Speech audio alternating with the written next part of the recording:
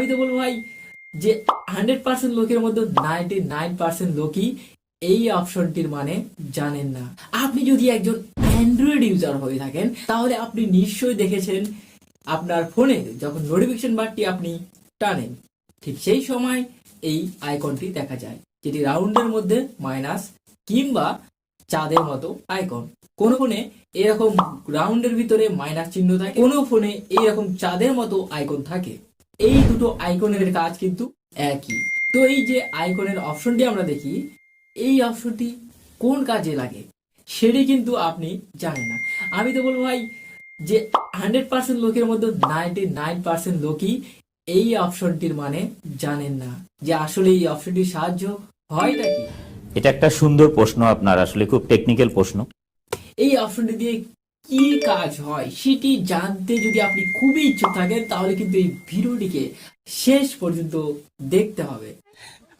আপনি কি রাজি? হ্যাঁ, তাহলে লেটস স্টার্ট।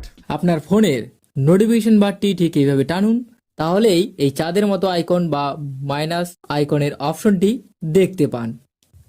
তো এবার বিষয় হলো যে এই অপশনটির কাজটা কি। কাজটিকে জানার জন্য এই অপশনটিকে আপনাকে চেপে ধরতে হবে,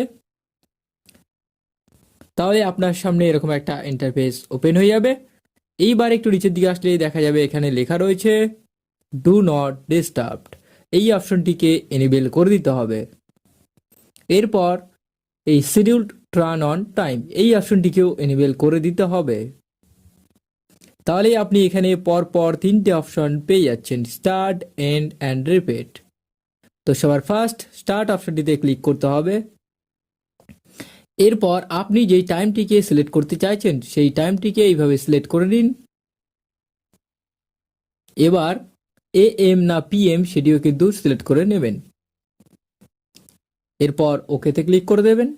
এরপর এন্ড টাইম আপনি কটা চাইছেন, এবার এন্ডে ক্লিক করে আপনি এখানে টাইমটিকে চেঞ্জ করে নিয়ে আপনি AM না PM সেটিও সিলেক্ট করে নেবেন। নেওয়ার পরে ওকেতে ক্লিক করে দেবেন।